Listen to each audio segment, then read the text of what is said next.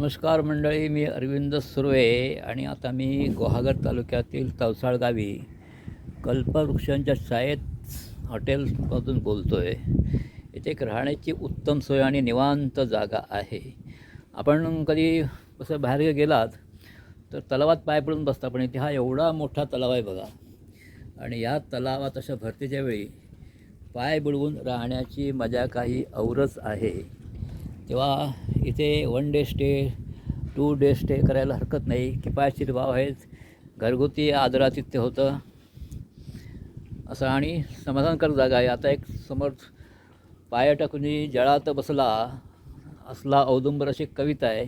तर ते माणसं पाय टाकून जळात बसतात ते आपल्याला बघायला मिळेल आणि त्याच्यावरून कल्पना येईल की इथे किती सुंदर आणि रमणीय परिसर आहे ते.